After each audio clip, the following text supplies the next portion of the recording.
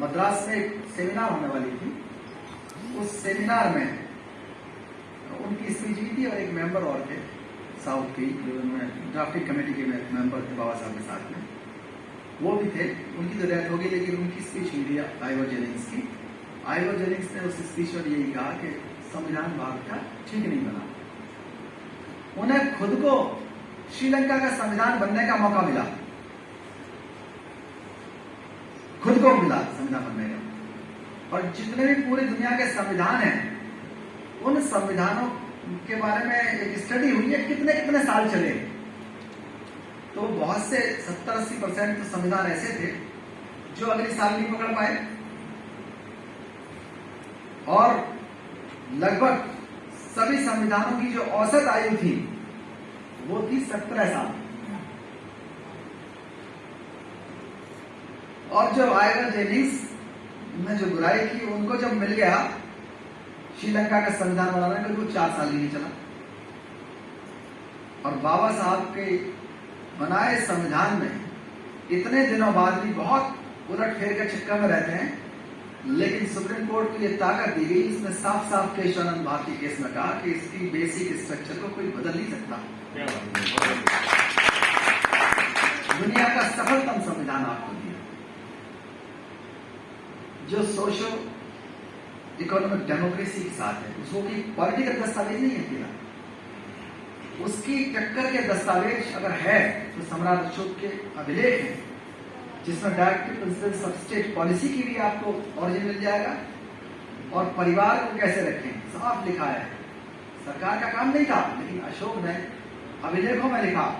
हजारों उसकी प्रतिलिपियां हैं जो पत्थरों पर लिखी हुई हैं, उन पर लिखा हुआ माता पिता की सेवा करो, गुरु का आदर करो, सारी चीजें, पे बैक टू सोसाइटी हो, पे बैक टू फैमिली हो, सारी चीजें रखी। उसका भी एंटीथीसिस बनाई गई और खत्म कर दिया अशोक के अभिलेख का जो संदेश है। उसको ये कहा गया कि ये तो शिवलिंग बने हुए हैं और उसके जड़ों में मठा दूध। आप जानते हैं जब श्रद्धा होती है भारतीयों की, तो मठा दूध जो भी उनके पास है, बच्चों के लिए भले ही कमी हो, लेकिन स्तंभों को उन्होंने खूब पिला दिया। वो तो अच्छा हुआ इस देश के अंदर अलेक्जेंडर कनिंघम आया और उसने जेम्स प्रिंसेप को ये छोड़ दी कि वो उस लिपि को पढ़ नहीं सके। उसने लिपि पढ़ी, 2 शब्द पकड़ लिए थे उसने दान शब्द से। फिर टर्नर ने श्रीलंका के अंदर ये सिद्ध किया कि ये देवानाम पियदसी अशोक, ये वही सम्राट अशोक है जिसने भारत पर इतने दिनों राज किया और इतना महान सम्राट था। तो अगर हम अंग्रेजों के गुलाम ना होते तो हमें सम्राट अशोक में बुद्ध मिलते ही नहीं। इन्होंने क्या बताया था, फिरोज तुगलक ने पूछा कई पुरोहितों से, विद्वान जो थे तथाकथित, कि बताओ इस पर क्या लिखा हुआ है। तो उन्होंने कहा इस पर ये लिखा हुआ है कि जिस राजा के महल में ये अभिलेख रहेंगे वो पूरी दुनिया का राजा हो जाएगा एक दिन। उन्होंने तुलवा करके अपने महल में लगा ली। ये है एंटीथीसिस, किसी चीज को, किसी अच्छी चीज को जानकारी ना करके, समझ ना करके, चाहे उनकी दोनों आंखें फूट जाएं, लेकिन अच्छे आदमी की, सुधारक की एक आंख जरूर फूट जाए, ये सुनिश्चित करना चाहते हैं। चाहे उनकी बहन बेटियां कमजोर रहें, चाहे वो सती हो जाए, चाहे वो मारी जाए। सती की जो इकोनॉमिक्स है, सती की इकोनॉमिक्स और बाल विवाह की इकोनॉमिक्स क्या है? उसकी इकोनॉमिक्स यही है कि महिलाएं बाल विवाह कर लें, उनके व्यक्तित्व का विकास ना हो। व्यक्तित्व का विकास होने दिया, अगर 21 साल की शादी, अभी भी हिम्मत नहीं है कि 21 साल का बिल पास हो जाए। हिंदू कोर्ट बिल को पास करने में दिक्कत थी। एज जब बढ़ाने की बात आई तो एज बढ़ाने को कोई तैयार नहीं था। पूरा धरना प्रदर्शन सबसे ज्यादा महिलाओं ने किया।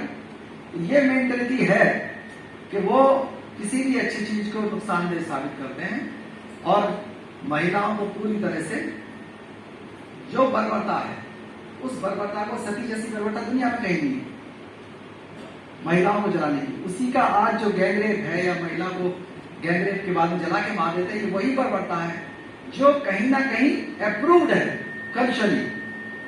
वो मानसिकता ही आज गैंगरेप करके महिलाओं को जला देती है।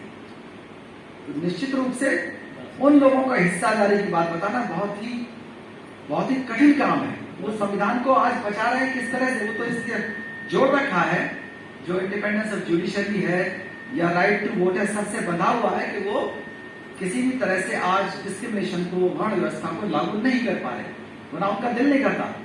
चाहे बेटियों को मानना पड़े सिर्फ इसलिए कि सती कर देंगे तो इंटर मैरिज नहीं होगी, लव मैरिज नहीं होगी।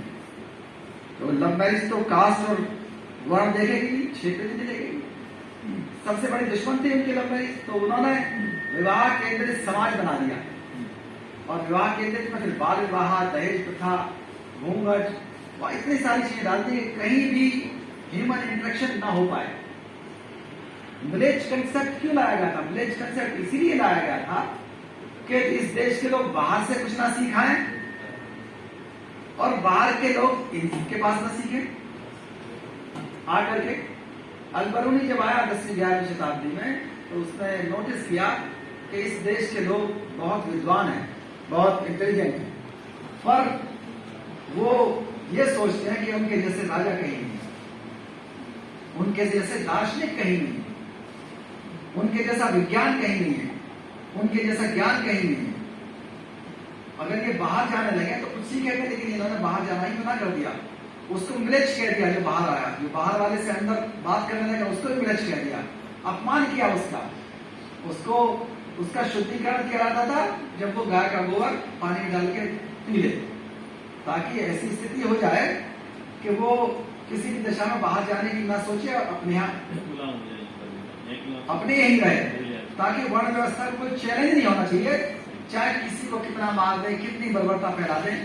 सिर्फ इसीलिए तो वो मानते थे महिलाओं को अगर छूट दे दी गई, बाल विवाह खत्म कर दिया गया, पढ़ा लिखा दिया गया, तो ये इंफेक्शन का रेट बढ़ जाएगा और बहुत बड़ी दिक्कत होगी। जो शिक्षा के अंदर आज बात होती है, बड़े बड़े शिक्षाविद कहते हैं कि इसका एक्सपेंशन होना चाहिए, एक्सपेंशन होना चाहिए, बढ़े शिक्षा। आज भी शिक्षा कितने साल बाद कहां तक पढ़ा पाए हम? 65-70% आसपास। 100% क्यों नहीं है इतने दिनों में? इतने दिनों में नहीं है, लेकिन वो एक्सपेंशन नहीं हुआ। शिक्षा में इक्विटी होनी चाहिए, हिस्सा। स्टेम एजुकेशन में कितने लोग हैं, कहां से? साइंस, टेक्नोलॉजी, इंजीनियरिंग, मैथमेटिक्स में कितने लोग आए हैं? आज प्रीत सिंह जी का दहाड़ रहे हैं, आपको 4 बातें अच्छी बता रहे हैं, तो वो स्टेम एजुकेशन की वजह से बता रहे हैं।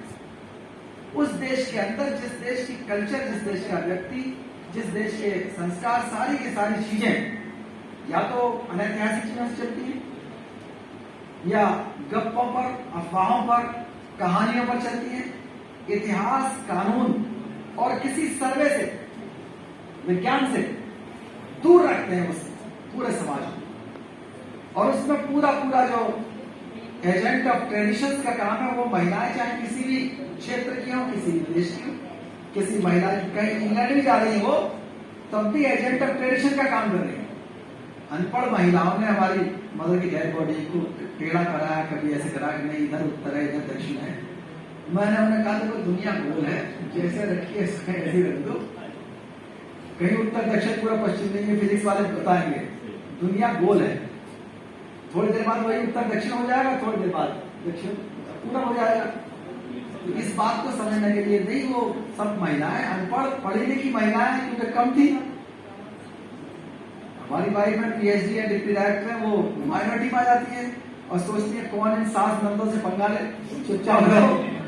तो वो हावी हो जाते हैं, जो अनपढ़ लोग हैं वो अपनी करा के मानते हैं। तो निश्चित रूप से जो इक्विटी है वो महिलाओं की क्यों नहीं? वो आज से 25 साल पहले कंसेप्ट ये था कि उनको पढ़ाते थे, होम साइंस पढ़ा रहे हैं, अब कम से कम इंजीनियरिंग कराने लगे, इतना अच्छा हो गया। पढ़ने वाली महिलाओं को पहले ही कह देते थे कि तो चरित्रहीन हो जाएंगी अगर पढ़ेंगी तो। किसी भी तरह से एक फियर क्रिएट करना होता है, उस फियर से आदमी ना तो विदेश जाएगा, ना पढ़ाई करेगा, ना घर से बाहर निकलेगा, अपना घूंघट में उसी में वो अपने पतन में ही आनंद लेने की आदत उसको पड़ जाती है। वो क्रांतिकारी नहीं हो पाता, बाहर नहीं जा पाता। और उसका सबसे बड़ा जो लाभ है, वो लाभ उसको है, बाबा साहब ने कहा कि ये ग्रेडेड इनक्वालिटी है। लोग बाग ये सोचते हैं कि हम किसी से तो ऊपर हैं, किसी से तो ऊपर है। वो किसी सोचेगा हम एससी से ऊपर है, और जो वैश्य है वो सोचेगा हम भी इनसे ऊपर हैं, तो क्षत्रिय कहेगा इनसे ऊपर। और जो सबसे ऊपर हैं वो कहेंगे हाँ हम तो पुरोहित हैं, हम ही डिसाइड करते हैं देश का भविष्य, समाज का भविष्य, धर्म का भविष्य। तो वो जो ग्रेडेड इनइक्वालिटी है उसका जो असर है वो है एवरीबडी एंजॉयज फेवरेबल डिस्क्रिमिनेशन। हर आदमी जो अनुकूल डिस्क्रिमिनेशन है उसको एंजॉय कर रहा है।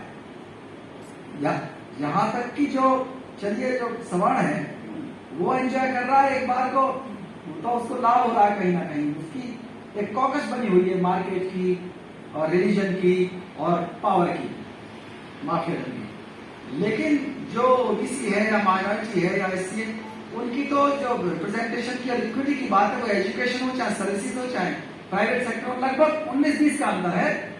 लेकिन वो बटे हुए इतने हिस्सों में है, करीब 3743 के आसपास तो ओबीसी हैं, और उदाहरण के लिए एक एक कास्ट और सब कास्ट करने लीजिए तो एससी करीब 1102 से 1108 तक है, और अकेले चमार 112 है, और सबकी हायरार्की मेंटेन है, सबकी हायरार्की मेंटेन है। मैं उससे बड़ा सबका, हर आदमी, यहां तक कि ये समझिए कि जो डिस्क्रिमिनेशन का सबसे बड़ा जो पीड़ित है, विक्टिम, वो स्वच्छकार है।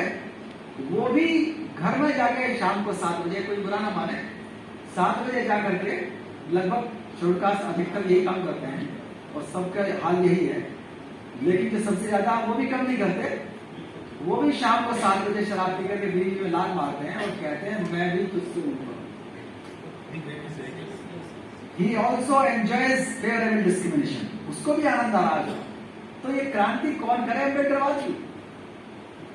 आज जो हम गरीबी की बात करते हैं, ये गरीबी, आधी गरीबी तो दूर हो जाती है इसी से कि हम महिलाओं को इक्विटी दे देते और 54 पैसे वाले हो जाते, संभव हो जाते अगर हम 4 वर्णों में न बढ़ते, और 3-4 गुना बढ़ जाते अगर सांप्रदायिकता ना होती, और 50 गुना बढ़ जाते अगर अंधविश्वास ना होते। इस सर्वे को करने में 2 मिनट में समझा दूंगा मैं, क्योंकि हमने इक्विटी को, हमने हिस्सेदारी को ना मान करके सिर्फ शांति को, जैसे कहा ना यूनिटी को, यूनिटी और शांति सब आ जाएंगे अपने आप, सब आ जाएंगे। हम हिस्सेदारी को तो अपनाएं, देना तो सीखें, परिवार में दें, अपने पड़ोस में दें, अपने मोहल्ले में दें। एक कल्चर बनानी पड़ेगी हिस्सेदारी, इक्विटी की। लेकिन वो कल्चर हमारे ऊपर थोपी जाती है कि नहीं सब समान है। सब समान कैसे? क्या रोटी मिल रही है सबको? ये जो डर है एंटीथेसिस है वो लगातार निकल आता है, यहां तक कि परिभाषाएं बदल जाती है। राष्ट्रवाद की परिभाषा बदलेंगे, डेमोक्रेसी की परिभाषा बदलेंगे, फ्रीडम की परिभाषा बदलेंगे। जो परिभाषाएं वेस्ट में दी हुई है या जो किताबों में कैद है, उन परिभाषाओं को चेंज करना चाहता है एंटीथेसिस से राज करने वाला व्यक्ति। एक सिस्टम, पूरा मैकेनिज्म काम करता है। वो गाने बनाएंगे, इस तरह के नारे बनाएंगे, कहानियां बनाएंगे। अभी आपने कहा भी था, उदाहरण दिया था वर्मा जी ने। तो वजह क्या है? उन्हें खतरा के वेस्ट से आने वाली परिभाषा कहीं हमारे खिलाफ क्रांति या विद्रोह ना कर दे, क्योंकि फ्रीडम स्ट्रगल के दौरान अंग्रेजी सिखाए 2 बार, उन्होंने ही देश आजाद करा दिया। जबकि जो लोग वर्ण व्यवस्था में आनंद ले रहे थे, उन्हें कोई फर्क नहीं पड़ रहा था, चाहे हर्षक आओ, हुण आओ, कुशाण आओ, पुर्तगाली आओ, फ्रेंच आओ, डच आओ, कोई आओ, कोई चले जाओ। उन्हें, उनका तो नारा था कौन रब हो हमें का हानि, वही है वही जो राम रचना का। तो भाग्यवाद के अंधविश्वास में जो लोग आनंद लेते हैं वो क्रांति नहीं कर सकते। क्रांति वो करेगा जो इतिहास पढ़ेगा। ये तो नहीं हो रही, इतिहास पढ़ेगा, कानून जानेगा, सर्वे में विश्वास करेगा। अब उन्होंने जब परिभाषा ही बदल दी, कौन कहलाएगा श्रेष्ठ और कौन कहलाएगा ग्रेट, बाबा साहब ने इन चीजों को बड़ा अच्छा डील किया। साहब बताया कि श्रेष्ठ आदमी कौन हो सकता है? श्रेष्ठ आदमी वो है जिसके अंदर सिंसियरिटी और इंटेलेक्ट हो। और महान कौन होगा?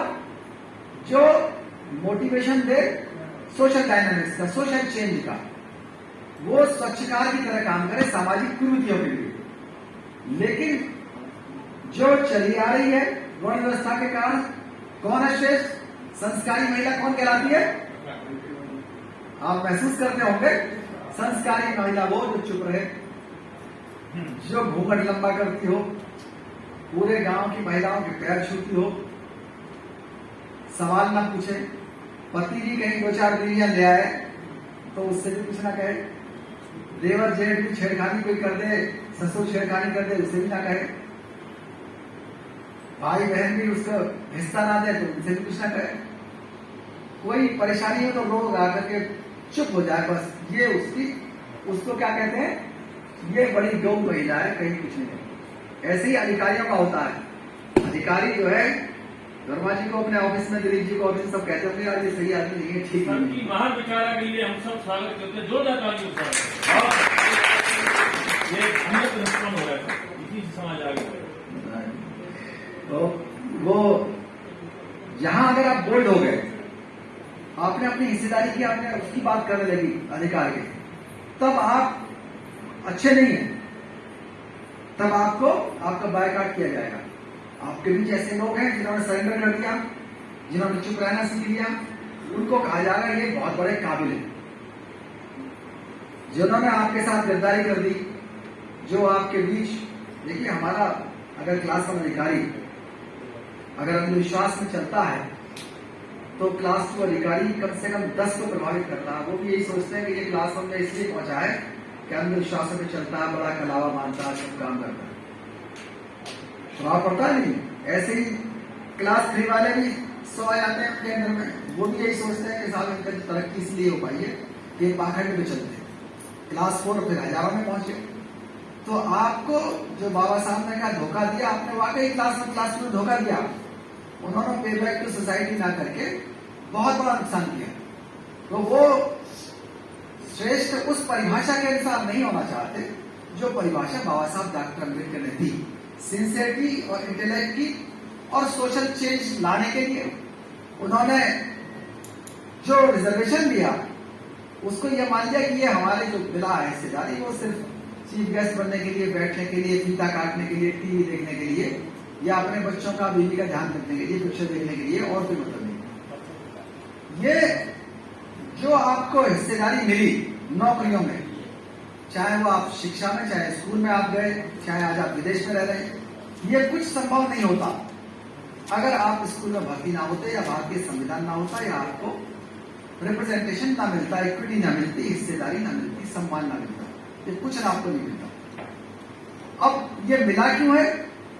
ये इसलिए नहीं मिला कि आप व्यक्तिवादी हो जाए, परिवारवादी हो जाए। ये आपको पे बैक टू सोसाइटी के लिए मिला है। साफ साफ लिखा है मिडिल कमीशन की उसका भूमिका में, आपकी ड्यूटी है sense of share in power gallery, शक्ति के गलियारे में हिस्सेदारी का एहसास उस व्यक्ति को दिलाना जो व्यक्ति पीड़ित है। जो व्यक्ति पीड़ित है, अगर आप थाने में, तहसील में इंजीनियर बनकर के, अधिकारी बनकर, डीएमएसपी बनकर के बैठे हैं, आपकी ड्यूटी है कि उस पीड़ित को हिस्सेदारी का एहसास दिलाएं, उसकी बात सुने, उसकी समस्या का हल करें। सम्राट अशोक ने अपने अभिलेख में बहुत पहले कहा, 6वें अभिलेख में, कि मुझे विश्व कल्याण का काम करना कभी थकाता नहीं है। हमारे अधिकारी रूखेपन से, क्रोध से बात ना करें, और वो चीज आपको कुर्सी पर बैठ करके करनी है। यह है रिजर्वेशन की असली, रिप्रेजेंटेशन की असली उद्देश्य है इसका उद्देश्य ये नहीं है कि आप व्यक्तिवादी बन जाएं। तो इसको अच्छी तरह से समझना पड़ेगा। हमारे देश के अंदर लोगों के पास जुडिशियल कैरेक्टर नहीं, उन लोगों से लड़ाई है जो जांच आते ही, मुकदमा आते ही, और उनके पास डिसीजन मेकिंग पावर हो जाए, तो जो कास्ट का जो कैरेक्टर है वो साथ साथ चलता है। तो वो कास्ट को नहीं छोड़ना चाहते, वो आपको दिखाने के लिए कास्ट नहीं छोड़ देंगे, वो दिखाने के लिए आपको एट्रोसिटी करना बंद कर देंगे। पर वो कम खतरनाक नहीं है, क्योंकि उन्होंने अभी कास्ट माइंडसेट को नहीं छोड़ा। बाबा साहब ने जो किताब लिखी वो एनाइलेशन ऑफ कास्ट लिखी। वो चाहते तो एनाइलेशन ऑफ कास्ट भी लिख सकते थे, हेडिंग उन्हीं को देना था, एनाइलेशन ऑफ कास्ट एट्रोसिटी लिख सकते थे। लेकिन कास्ट जड़ है, वो कास्ट जड़ है, उसी को खत्म करना है ना, एनाइलेशन उसी का करना है। नहीं हुआ तो करने क्या लगे, जो जाति के विक्टिम है उन्होंने ही उसका दुरुपयोग करना शुरू कर दिया। नेताओं ने जो किया तो किया, जो सांस्कृतिक ठेकेदारों ने किया वो किया, लेकिन इन्होंने क्या किया, कोई आज सबकास्ट के आधार पर सेना बना रहा है। जो पीड़ित हैं, एक माननीय विधायक जी हैं उत्तरांचल में, उन्होंने अपना सब टाइटल लगाया चमार साहब। चमार साहब, कई लोगों ने चमार सेना बनाई है, कई लोगों ने पासी सेना बनाई, तो किसी ने वाल्मीकि सेना बना ली। इतनी सारी सेनाएं आजकल फेसबुक पे और व्हाट्सएप पे ग्रुप बने हुए हैं जो किसका काम कर रहे हैं आप? और जय भीम सब कह रहे हैं, रिजर्वेशन सब दे रहे हैं या उसके दावेदार हैं, लेकिन आप काम किसका कर रहे हैं? वो विरोधी जिसने कास्ट आपके ऊपर थोपी, उस कास्ट का जरा अर्थ देखो। कह नहीं साहब, हम तो गर्व कर रहे हैं कि हम चमार हैं, हम पासी हैं, हम भांगी हैं। उनसे ये पूछो कि क्या ये नाम किसी सोशल कॉन्ट्रैक्ट के जरिए आपको मिला?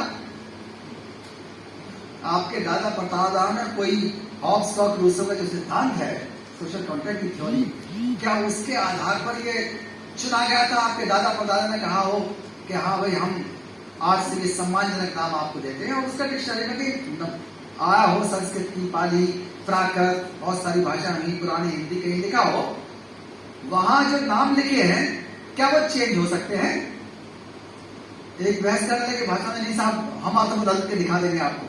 ठीक, आप आज अपने बेडरूम के बाहर शौचालय लिख देना वर्ड, और बेडरूम में अच्छे अच्छे फूल, खुशबू, सारी जो है सारी चीजें रख देना आज। और फिर आप अपने बेटे को बुलाना, उसके बाहर खड़े कर देना कि बेटे आज की रात तुम्हें इस कमरे में गुजार दी, और देखें कैसे एंटर कर जाएगा।